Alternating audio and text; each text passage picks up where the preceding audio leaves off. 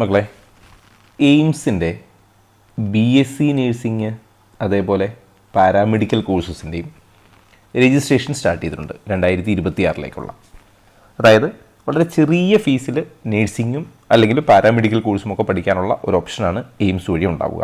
അപ്പോൾ അതിൻ്റെ ഡീറ്റെയിൽ ആണ് ഈ വീഡിയോയിൽ ഉണ്ടാവുക. ആ പ്രോസ്പെക്ടസിൽ പറഞ്ഞിരിക്കുന്ന പ്രധാനപ്പെട്ട കാര്യങ്ങൾ മാത്രമാണ് ഇതിൽ ഓർമ്മിപ്പിക്കുക.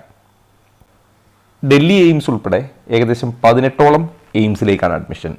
ഡൽഹി എയിംസ് ഉണ്ട്, റായ്പൂർ, ഋഷികേശ്, ഭോപ്പാൽ, ബത്തിൻഡ, ഭുവനേശ്വർ, കല്യാണി, ദിയോഗർ, ഗോരഖ്പൂർ, ജോധ്പൂർ, ബിലാസ്പൂർ, നാഗ്പൂർ, മംഗളഗിരി, പാറ്റ്ന, ബിബിനഗർ, റായ്ബറേലി, ഗുവാഹത്തി, ജമ്മു, രാജ്കോട്ട്.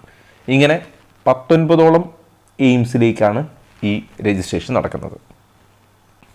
ഇതിൻ്റെ ഷെഡ്യൂൾ നോക്കുക. ഓൺലൈൻ രജിസ്ട്രേഷൻ അത് BSc ഓണേഴ്സ് നേഴ്സിംഗ്, അതേപോലെ post basic, BSc allied health care. സാധാരണ +2 കഴിഞ്ഞൊരു കുട്ടികൾ അപ്ലൈ ചെയ്യുക ഈ BSc നേഴ്സിങ്ങും അതേപോലെ BSc അലൈഡ് ഹെൽത്ത് കെയറുമാണ്, പോസ്റ്റ് ബേസിക് അല്ല. അപ്പോൾ +2 കഴിഞ്ഞൊരു കുട്ടി ശ്രദ്ധിക്കേണ്ടത് നേഴ്സിംഗ് അതേപോലെ അലൈഡ് ഹെൽത്ത് കെയറുമാണ്. അപ്പോൾ ഇതിൻ്റെ രജിസ്ട്രേഷൻ മാർച്ച് 25 തുടങ്ങിയിട്ടുണ്ട്.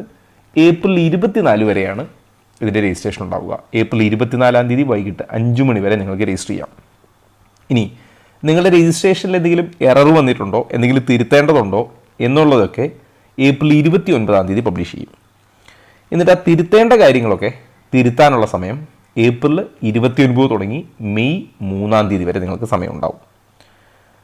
ഇനി BSc നേഴ്സിങ്ങിൻ്റെ അഡ്മിറ്റ് കാർഡ് പബ്ലിഷ് ചെയ്യുക ജൂൺ 19 എന്നാൽ നേരെ തിരിച്ച് അലൈഡ് ഹെൽത്ത് കെയറിൻ്റെ അഡ്മിറ്റ് കാർഡ് ജൂൺ 27 വരിക.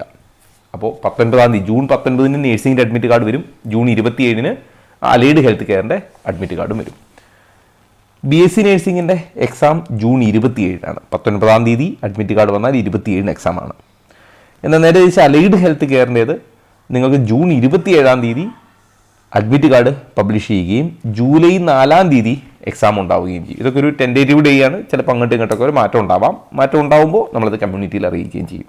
അതുപോലെ ഒഫീഷ്യൽ സൈറ്റിൽ നിങ്ങൾക്ക് അതിൻ്റെ നോട്ടിഫിക്കേഷൻ വന്നുകൊണ്ടേയിരിക്കും. ഇനി രജിസ്ട്രേഷനുമായിട്ട് ബന്ധപ്പെട്ട് ശ്രദ്ധിക്കുക, 3 സ്റ്റെപ്പായിട്ടാണിത്. ഒന്ന് ബേസിക് രജിസ്ട്രേഷൻ. മുൻ വർഷങ്ങളിലൊക്കെ ബേസിക് രജിസ്ട്രേഷൻ ചെയ്തവർക്ക് നേരെ കോഡ് ജനറേറ്റ് ചെയ്യാം. ആദ്യമായി ചെയ്യുന്നവർ ഈ ബേസിക് രജിസ്ട്രേഷൻ ചെയ്യുക. ആ ബേസിക് രജിസ്ട്രേഷൻ ചെയ്തതിന് ശേഷം കോഡ് ജനറേഷൻ ഉണ്ട്. നിങ്ങളുടെ ബേസിക് രജിസ്ട്രേഷൻ സക്സസ്ഫുൾ ആയാൽ നിങ്ങൾക്ക് കോഡ് ജനറേറ്റ് ചെയ്യാം. ഈ കോഡ് ജനറേറ്റ് ചെയ്താൽ എന്നിട്ടാണ് നിങ്ങൾ ഫൈനൽ രജിസ്ട്രേഷൻ ചെയ്യേണ്ടത്. ഇതാണ് ഒരു കുട്ടി ചെയ്യേണ്ട പ്രൊസീജിയർ.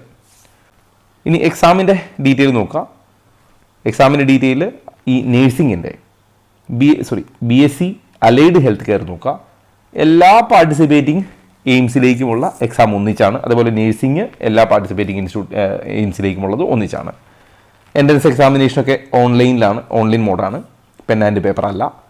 എൻട്രൻസ് എക്സാമിനേഷൻ്റെ ഡേറ്റ് ജൂലൈ 4 എക്സാം റിസൾട്ട് വരിക ജൂലൈ 10 അതിനുശേഷമാണ് അലോട്ട്മെൻറ്റ് ഉണ്ടാവുക. എന്നാൽ നേഴ്സിങ്ങിൻ്റേത് ജൂൺ 27 എൻട്രൻസ് എക്സാം ഉണ്ടാവും, ജൂലൈ 4 റിസൾട്ട് പബ്ലിഷ് ചെയ്യുകയും ചെയ്യും. ഇനി ആപ്ലിക്കേഷൻ ഫീസ് അഥവാ രജിസ്ട്രേഷൻ ഫീ ഇത് റീഫണ്ടബിൾ അല്ല. ഓക്കെ, ഒരു കാരണവശാലും ഇത് റീഫണ്ട് കിട്ടില്ല, അത് ശ്രദ്ധിക്കുക. റീഫണ്ടബിൾ എമൗണ്ട് അല്ല ഇത്. അപ്പോൾ ആപ്ലിക്കേഷൻ ഫീസ് നോക്കുക. ജനറൽ കാൻഡിഡേറ്റ് അല്ലെങ്കിൽ അൺറിസർവ്ഡ് കാൻഡിഡേറ്റ് ആണെങ്കിൽ 2000 രൂപയാണ്. പ്ലസ് ട്രാൻസാക്ഷൻ ഫീ ഉണ്ടെങ്കിൽ അതും ഉണ്ടാവും. OBC NCL ആണെങ്കിലും 2000 രൂപയാണ്. എന്നാൽ നേരെ തിരിച്ച് SC കാറ്റഗറിക്ക് 1600 രൂപയാണ് ഫീ. ST കാറ്റഗറിക്കും 1600 രൂപയാണ് ഫീ. EWSനും 1600 എന്നാൽ നേരെ തിരിച്ച് ഡിസബിലിറ്റി ഉള്ള കുട്ടികൾക്ക് ഫീസ് ഉണ്ടാവില്ല. അപ്പോൾ ജനറൽ കാറ്റഗറിക്കും OBC NCLനും 2000 രൂപയാണ് രജിസ്ട്രേഷൻ ഫീ എങ്കിൽ SC ST കാൻഡിഡേറ്റുകൾക്കും EWSനും 1600 ഫീ. ഇനി അതിൽ BSc നേഴ്സിങ്ങിൻ്റെ സീറ്റ് ഡീറ്റെയിൽ നോക്കുക. ഈ BSc നേഴ്സിംഗ് ശ്രദ്ധിക്കുക, പെൺകുട്ടികൾക്ക് മാത്രമാണ് അപ്ലൈ ചെയ്യാൻ പറ്റുക.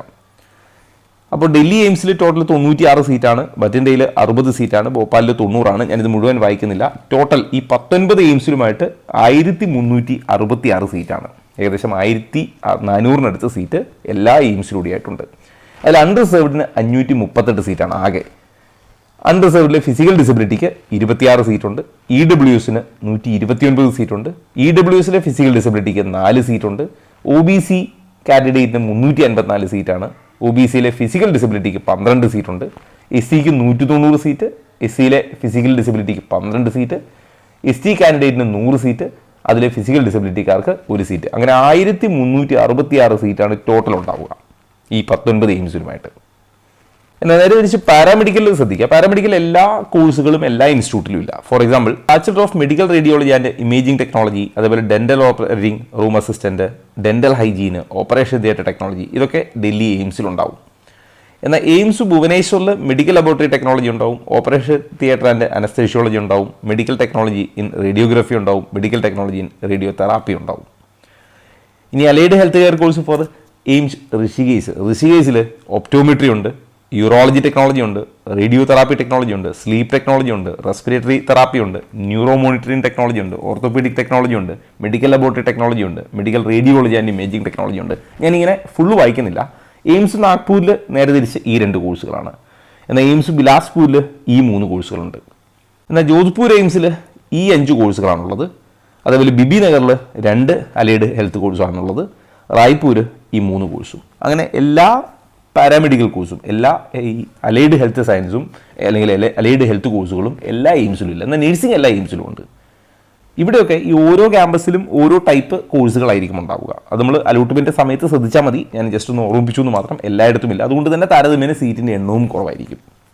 ഇനി റിസർവേഷൻ ക്രൈറ്റീരിയ നോക്കാൻ നേരത്തെ ഞാൻ പറഞ്ഞതുപോലെ OBC NCന് 27% സീറ്റ്, SC കാൻഡിഡേറ്റിന് 15%, ST കാൻഡിഡേറ്റിന് 7.5, EWSന് 10%. ആ സീറ്റിൻ്റെ എണ്ണമൊക്കെ ഞാൻ നേരത്തെ പറഞ്ഞിരുന്നു. ഇതേപോലെ പാരാമെഡിക്കലിലും ഈ റിസർവേഷൻ ബാധകമാണ്. ഇനി ഇതിൻ്റെ എലിജിബിലിറ്റി നോക്കുക. ഇന്ത്യൻ സിറ്റിസൺ ആയിരിക്കണം. അതേപോലെ മിനിമം ഏജ് 17 വയസ്സ് കഴിഞ്ഞിട്ടുണ്ടാവണം. എപ്പോഴാണ്?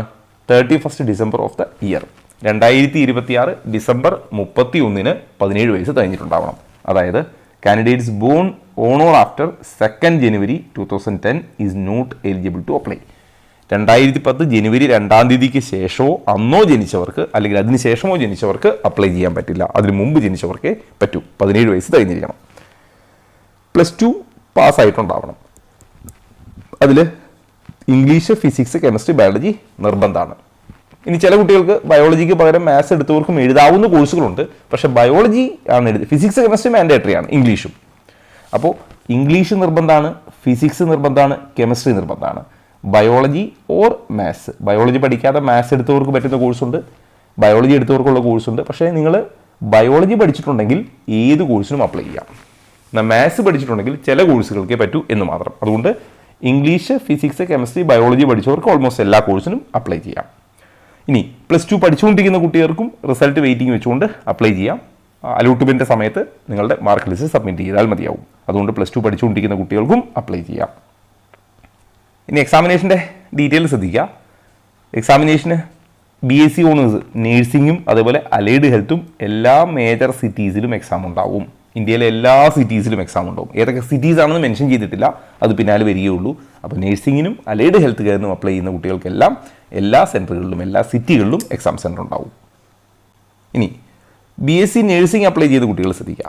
ഒരൊറ്റ എക്സാമാണ്, 2 മണിക്കൂറിൻ്റെ എക്സാമാണ്. ഓക്കെ, അതിന് മൾട്ടിപ്പിൾ ചോയ്സ് ക്വസ്റ്റ്യൻസ് ആണ്. ഫിസിക്സിൽ 30 ക്വസ്റ്റ്യൻ ഉണ്ടാവും, കെമിസ്ട്രിയിൽ 30 ക്വസ്റ്റ്യൻ ഉണ്ടാവും, ബയോളജിയിൽ 30 ക്വസ്റ്റ്യൻ ഉണ്ടാവും, ജനറൽ നോളജ് 10 ക്വസ്റ്റ്യൻ ഉണ്ടാവും. അങ്ങനെ 100 ക്വസ്റ്റ്യൻ ആണ്. 100 ക്വസ്റ്റ്യനും 2 മണിക്കൂർ സമയവുമാണ് ഉണ്ടാവുക. എന്നാൽ അലൈഡ് ഹെൽത്ത് അപ്ലൈ ചെയ്യുന്നവർ ശ്രദ്ധിക്കുക. അവർക്ക് 1.5 മണിക്കൂറിൻ്റെ എക്സാമാണ്. ആ 1.5 മണിക്കൂർ എക്സാമിൽ 30 ക്വസ്റ്റ്യൻസ് വീതമുണ്ടാവും. ഫിസിക്സിൽ നിന്നും കെമിസ്ട്രിയിൽ നിന്നും ബയോളജി അല്ലെങ്കിൽ മാത്സിൽ നിന്നും. ബയോളജി അല്ലെങ്കിൽ മാത്സ് ആണ്. അതായത് candidates may either attempt biology part or maths part. ഇതിലേതെങ്കിലും ഒന്ന് അപ്ലൈ ചെയ്താൽ അല്ലെങ്കിൽ എഴുതിയാൽ മതി. ഞാൻ നേരത്തെ പറഞ്ഞു, അതിൽ ബയോളജി എഴുതുകയാണെങ്കിൽ ഓൾമോസ്റ്റ് എല്ലാ കോഴ്സും നിങ്ങൾക്ക് കിട്ടും. നിങ്ങൾ മാത്സ് ആണ് ചൂസ് ചെയ്യുന്നതെങ്കിൽ ചില കോഴ്സുകൾക്കേ പറ്റൂ. അതുകൊണ്ട് സേഫ് ബയോളജി പഠിച്ചവരാണെങ്കിൽ ബയോളജി എഴുതുകയാണ് നല്ലത്. ഇനി മാർക്കിംഗ് സ്കീം നോക്കുക. 1 മാർക്കാണ് ശരി ഉത്തരത്തിന്. Each correct response will get 1 mark. 1 മാർക്കാണ്.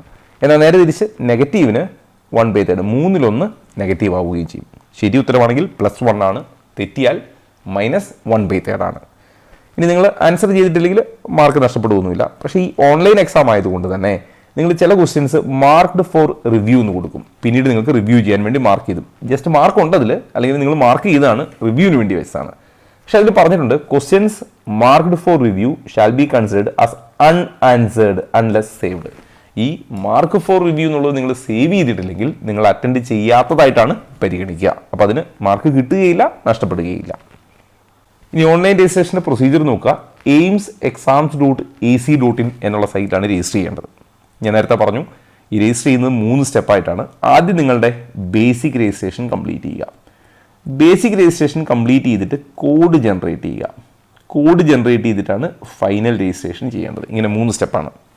രജിസ്ട്രേഷനുമായിട്ട് ബന്ധപ്പെട്ട് നിങ്ങളുടെ ഫോട്ടോ അപ്ലോഡ് ചെയ്തിട്ടുണ്ട്, സിഗ്നേച്ചർ അപ്ലോഡ് ചെയ്യണം, അതുപോലെ ലെഫ്റ്റ് ഹാൻഡ് ഇടത് കൈയുടെ തള്ളവിരൽ ലെഫ്റ്റ് തമ്പ് അപ്ലോഡ് ചെയ്യേണ്ടതുണ്ട്. ഇനി അപ്ലോഡ് ചെയ്യേണ്ട ഡോക്യുമെൻറ്റുകൾ ശ്രദ്ധിക്കുക. ഫോട്ടോഗ്രാഫിൻ്റെ കാര്യത്തിൽ photograph is in colour photo ആയിരിക്കണം, വൈറ്റ് ബാക്ക്ഗ്രൗണ്ട് ആയിരിക്കണം, ഫേസ് ക്ലിയർലി വിസിബിൾ ആയിരിക്കണം, സൈസ് 50 to 100 KB ആയിരിക്കണം, JPG അല്ലെങ്കിൽ JPEG, GIF, PNG ഫോർമാറ്റിലൊക്കെ ആയിരിക്കണം, ബ്ലർഡ് ഇമേജ് ആയിരിക്കരുത്.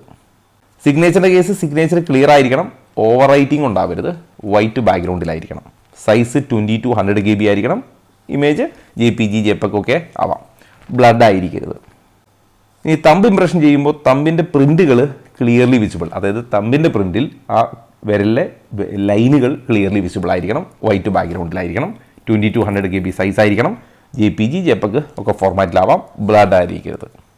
എയിംസിൻ്റെ പ്രോസ്പെക്ടസിൽ പറഞ്ഞ പ്രധാനപ്പെട്ട ശ്രദ്ധിക്കേണ്ട കാര്യങ്ങളെല്ലാം ഞാൻ ഇതിൽ മെൻഷൻ ചെയ്തിട്ടുണ്ട്. അപ്പോൾ നിങ്ങൾക്ക് രജിസ്ട്രേഷൻ ചെയ്യാവുന്നതാണ്. അതിൽ മറ്റെന്തെങ്കിലും അപ്ഡേറ്റുകൾ വരികയാണെങ്കിൽ ഞാൻ കമ്മ്യൂണിറ്റിയിൽ പോസ്റ്റ് ചെയ്യാം. കമ്മ്യൂണിറ്റിയുടെ ലിങ്ക് ഞാൻ ഇതിൻ്റെ കമൻറ്റ് ബോക്സിൽ പിൻ ചെയ്തിട്ടുണ്ട്. എൻട്രൻസ് സംബന്ധമായ വാർത്തകളും അപ്ഡേഷനുകളും ഏറ്റവും വേഗം ആധികാരികമായി അറിയാൻ സബ്സ്ക്രൈബ് ചെയ്യുക, ബെൽ ഐക്കൺ അമർത്തുക. ഈ വീഡിയോ മറ്റു സുഹൃത്തുക്കളിലേക്കും ഷെയർ ചെയ്ത് നൽകുക.